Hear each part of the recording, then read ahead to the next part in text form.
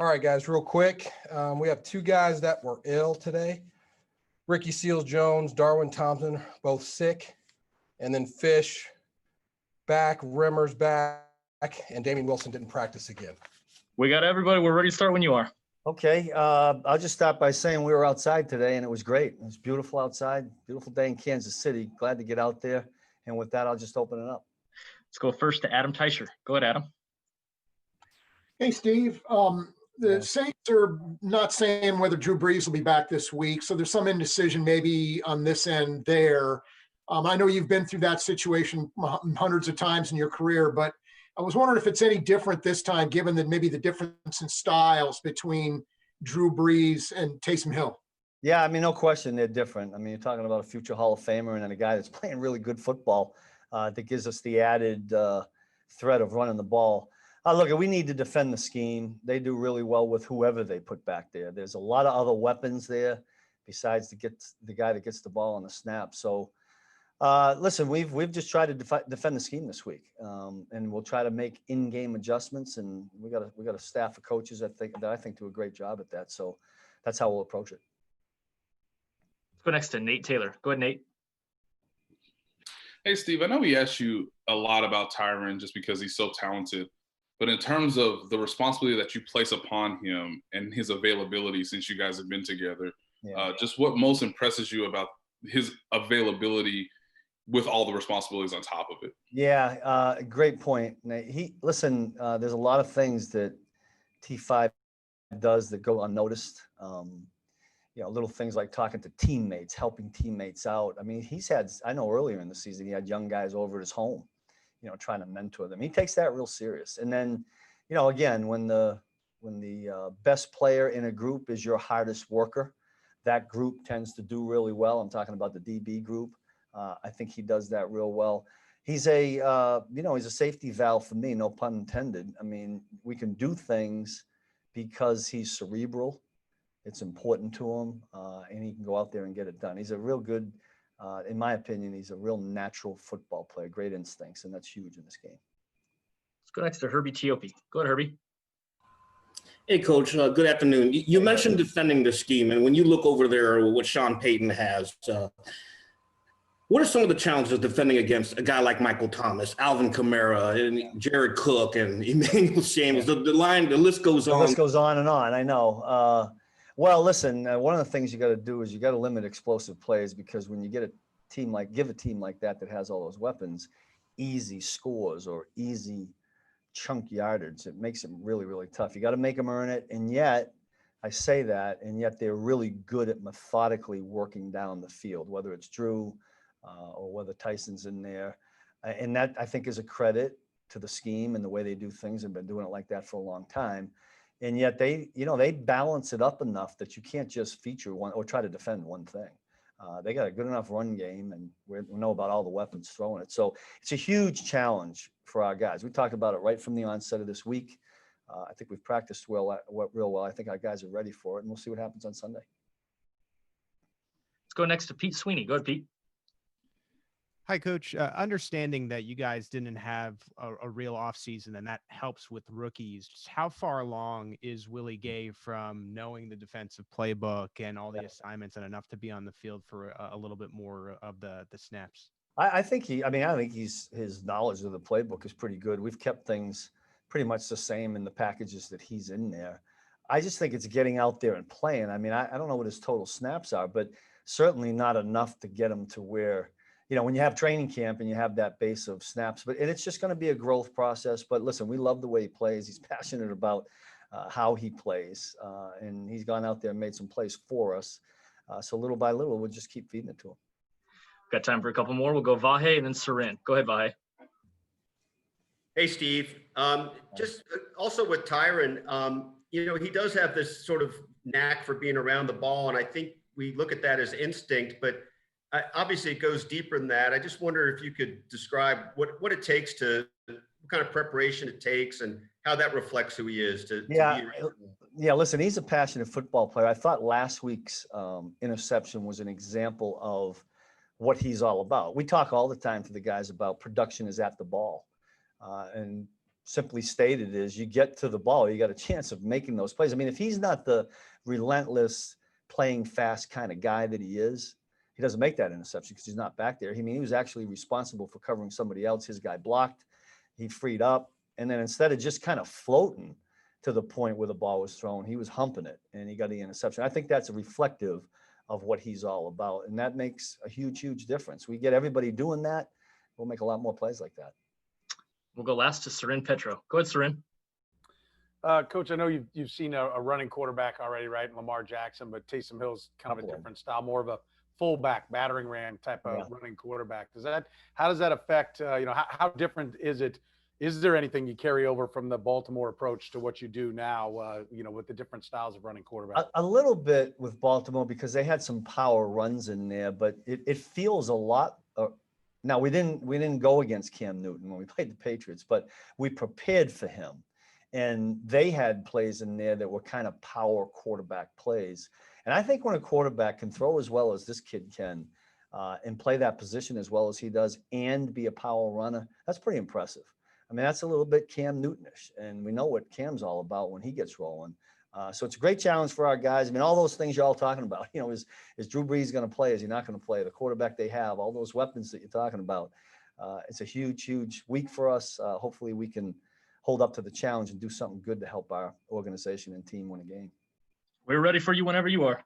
All right. Hope all is well with everyone. I hope everybody's families continue to stay safe and sound throughout this particular time. On top of that, how about the Chiefs winning the AFC West for the 5th year in a row? What a great accomplishment for the organization, a great accomplishment for our players. But one thing that we're still striving for, there's still a goal that we're pursuing. We still want to establish home field advantage, and the goal is always to win the Super Bowl. So with that said, I'm all ears. Let's start first with Sam McDowell. Go ahead, Sam. Hey, Eric.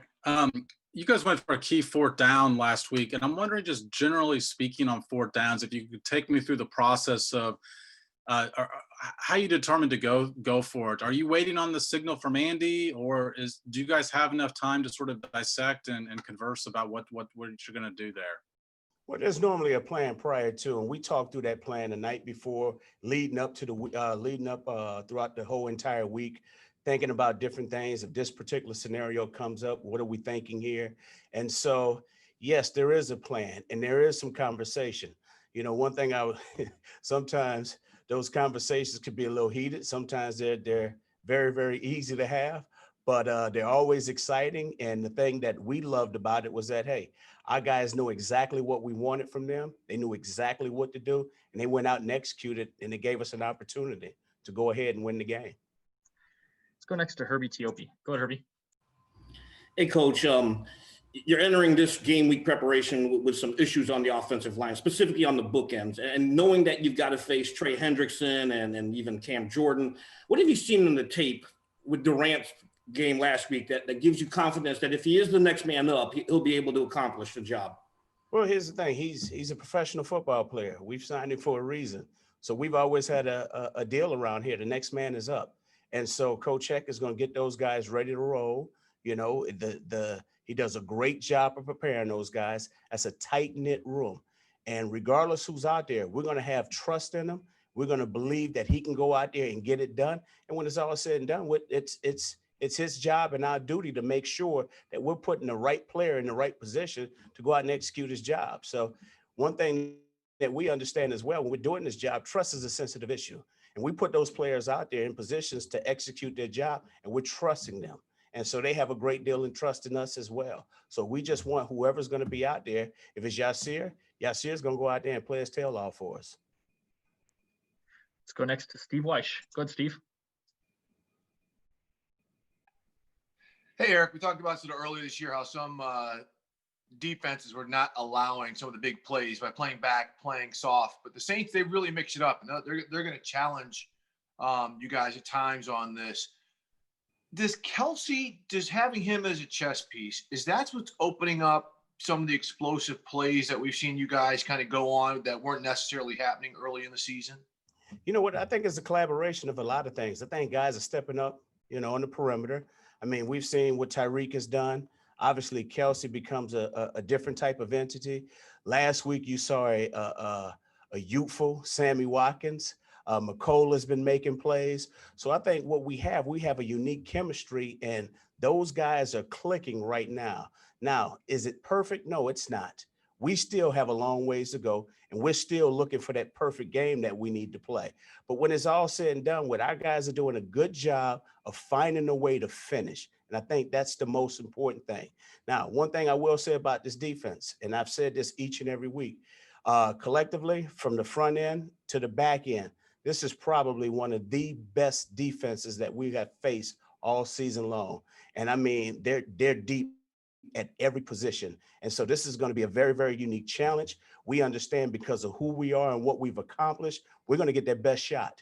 But I also know that our guys are going to be mentally and physically prepared to go out there and play a 60-minute sound football game as well. Let's go next to Tyrann Petro. Go ahead, Tyrann. Coach, go a little bit further on what Sam McDowell asked you about the fourth down. Just if you get one, you say sometimes it gets a little heated. Oh, yeah. And what, like which play or? Oh, no. This just coaches talking back and forth Sure. to one another, just making sure the communication is as sound as it needs to be, because everybody has the most best play. And so we want to make sure that we're all on the same page, and we do a great job of talking through those scenarios throughout the whole entire week. And just like we said, there's a collaboration. Joe and Frazier upstairs giving us thoughts. Hey, you know what? It's second down here. Think about a fourth down call. And so we're always in constant communication. And one thing that we've known here for years, and Coach stresses this, communication is the key to any successful relationship. And we do a great job of over communicating clarity with one another. And just, is there do you sense, in the game, how long you've been in the game, that like going for it on fourth down is becoming easier? It's becoming something that you're more likely to choose to do now. And is it something that you think you see that continuing, right? It's something that it's not going to be, this it's fourth down kind of thing in a couple of years when teams go for it. I think it's something strategically done. It's thought about. Obviously, we got Mike Frazier, who does a heck of a job with our analytics, always feeding us information. But like I said, it's all about constant communication and making sure that we're all on the same page, and making sure that when that particular situation is up, it's not going to be detrimental to us. It's going to be more of a positive uplift, and making sure that regardless of what happens, good, bad, or indifferent, okay, we're still leaving ourselves in the right situation at the right particular time. We'll go last to Adam Teicher. Go ahead, Adam. Hey, Eric, I have a hard time believing that when it comes time to make an opinion, to register an opinion, you don't make yourself clear there. So let's just say that. But wanted to ask you about Travis Kelsey. No tight end has ever led the league in receiving. He's there, at least for now. He's leading the league in receiving. What is it about him, his game, what you guys have going on here that's allowed him maybe to go, at least so far, where no tight end has gone before? You know what? I think Kelsey brings a lot of different things to the game. Obviously, he's a very skillful athlete. He can pick up the ball like no one I've ever seen. He has a way of tracking the football. And also, too, he has a great knowledge of the game because he's played quarterback in his background before. So watching him do these things, it does not shock or surprise me. Now, in efforts of making sure that I'm respecting my elders and playing with against some of the guys from the past, the past game has changed. Back in the days when I played, a lot of guys were playing with their hand in the dirt, okay, and making plays from that particular alignment.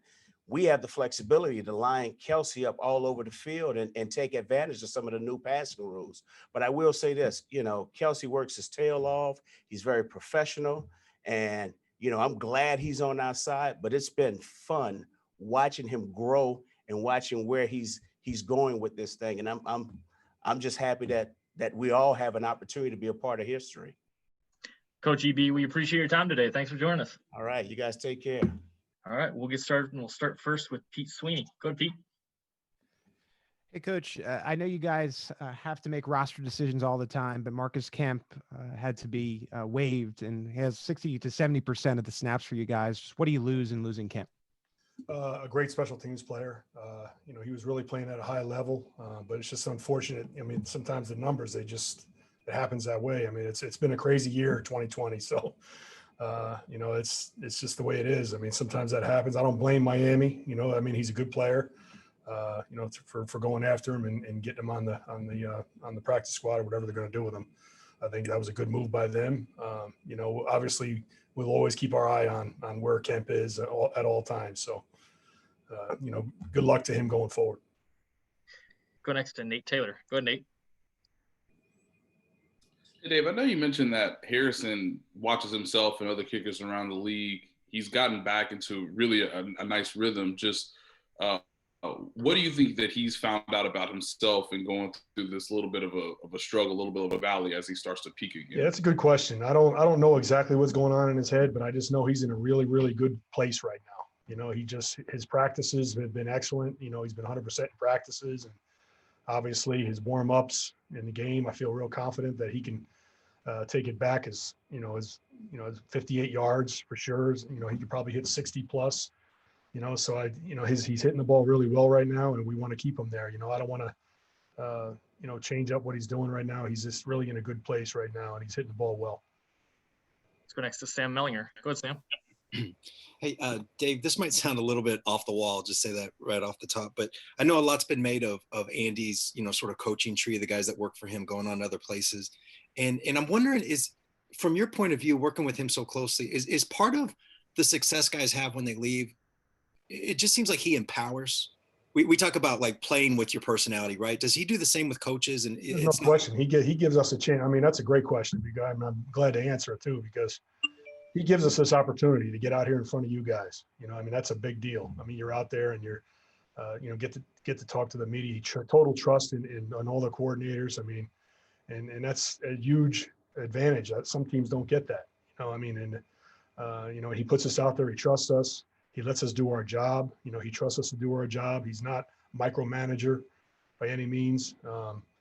If he has a question about something, he'll come to you, but he's never going to demean you in front of the team or demean you at a game or yell at you on the sideline. I mean, all those things are huge. I mean, he treats you like a man, but at the same time, you're watching him the whole time. You're watching how he does things, which is huge for us. I mean, and I've learned so much from Andy. I model myself after Andy. I coach. I have the same style as Andy now. It works. I mean, he's proven. I mean, he's a Hall of Fame coach. So I mean, if you learn from him and you can resemble him in any way, shape, or form, you're going to be darn good. And it's proven. It's proven that it's effective. Let's go next to Adam Teicher. Go ahead, Adam. Hey, Dave, how you doing today? Great, Adam. Good. Hey, you were asked earlier about Marcus Kemp, and Dorian O'Daniel is, of course, out, and I think Darwin Thompson didn't practice today. I don't know what his status might be for Sunday, but at any rate, you're losing some of your guys here. Do you feel like you're confident you have the depth to overcome a lot of this, or are you a little concerned how this might look on Sunday? Well, I'm always concerned. I mean, it's always a stressful situation, but nothing that doesn't come with the job, every week. But this week, a little bit more, maybe possibly. So, but it's still early in the week. We still have Friday, and there's guys could come back.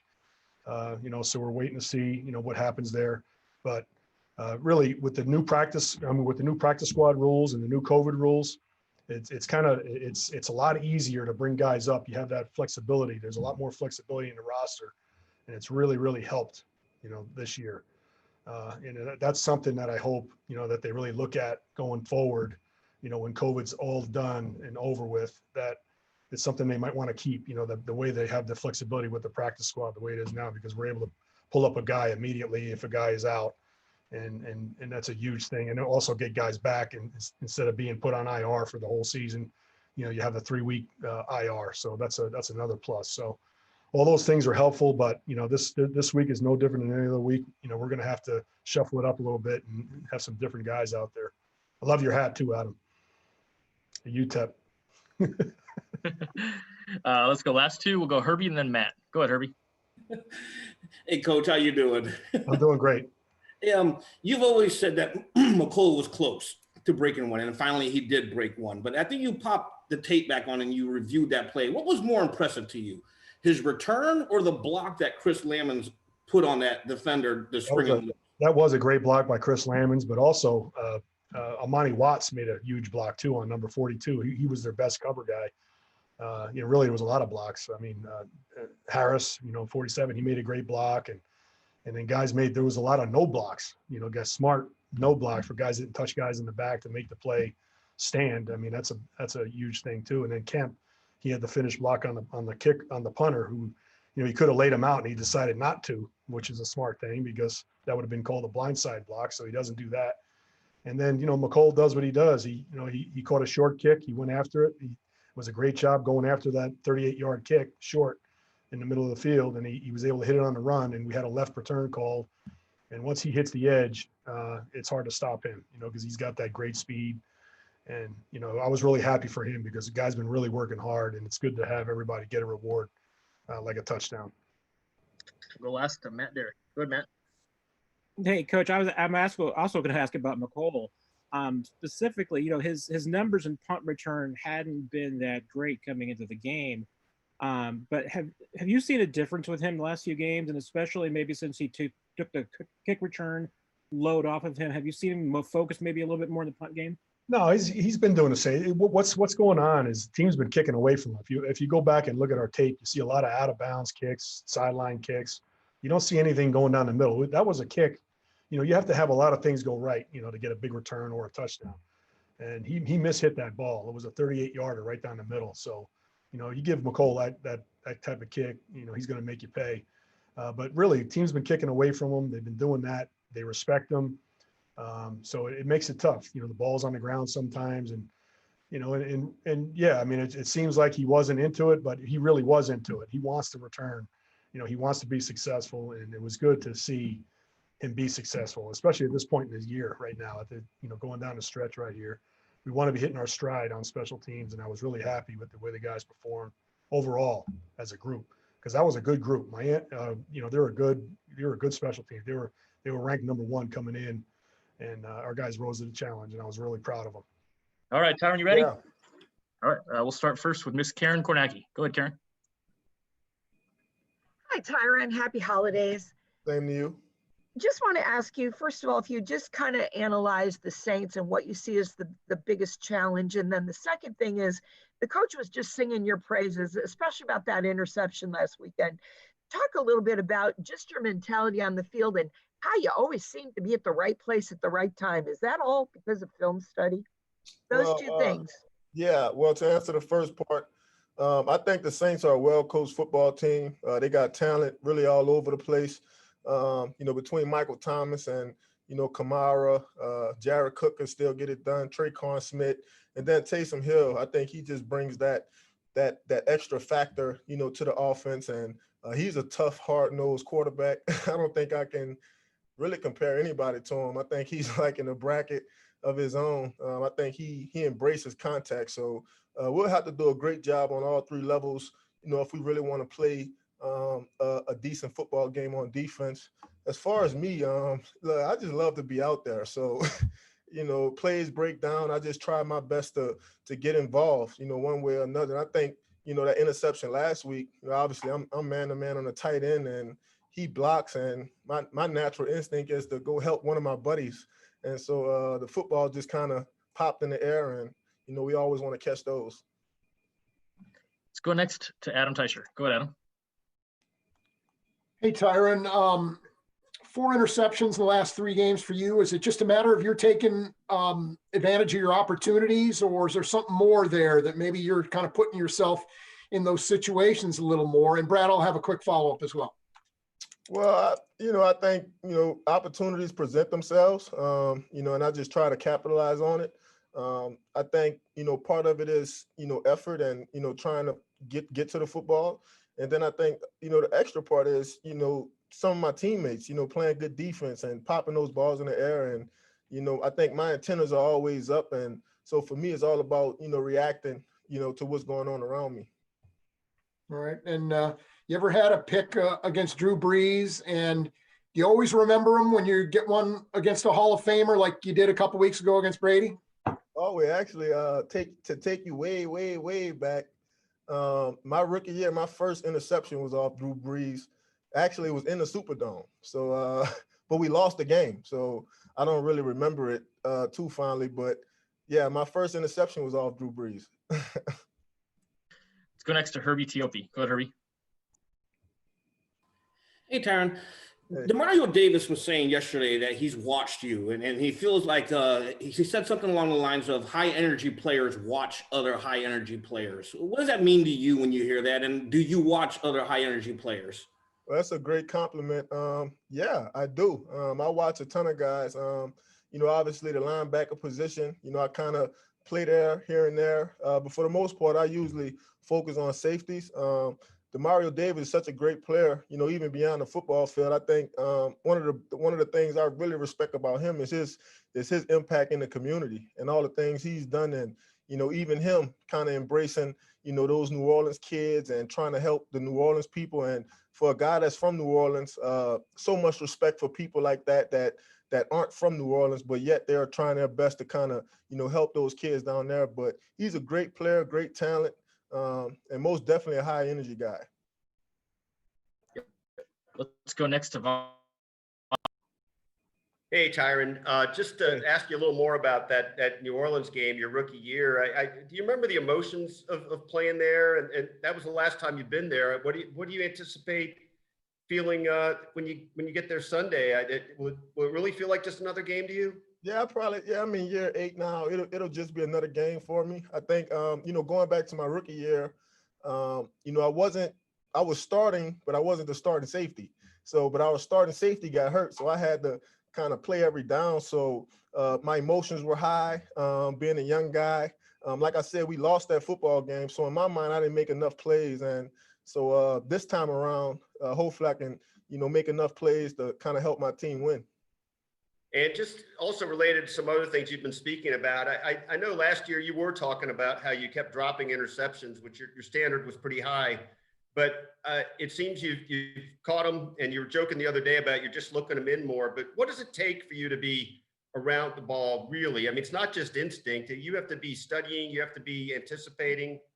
Yeah, I mean, it's a lot that goes into it as far as the preparation, IDing formations, IDing, key players in certain, positions. And then the next part, I think, so much of defense is us reacting to them. I think anytime, you see a clear picture, you just try to put yourself in the best position, possible to have an impact on the play.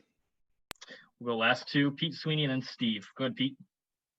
Hey, Tyrann, what can you say about what L'Jarius and his return and playing that nickel position has meant to some of your success over the past few weeks and really just his season as a whole?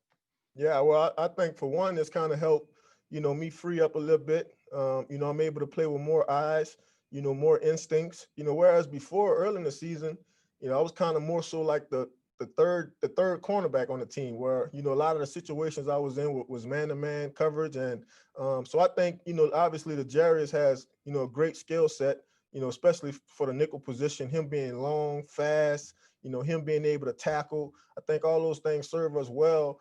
And then, obviously Coach Spags, Coach Merritt, those guys are able to kind of move me in a position where, I can kind of help everybody in a sense. We'll go last to Steve. Go ahead, Steve. Hey, Ty. I got two for you real quickly. Drew Brees could come back, but Taysom Hill is also there. Two different types of quarterbacks. Coach Spags, you said you guys may have to adjust mid-game or in-game, depending on who it is. But how are you preparing for one or the other? Well, I think right now the focus is, Taysom Hill. I think, we all know what Drew Brees can do.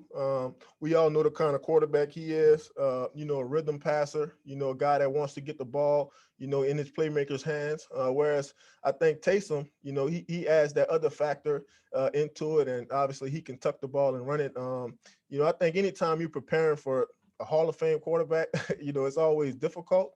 But I think we embrace that competition. So I think if Drew Brees comes out, I think we'll be ready. Our antennas will be up. But as long as Taysom is in there, we understand, it's going to be a physical, hard-nosed kind of football game.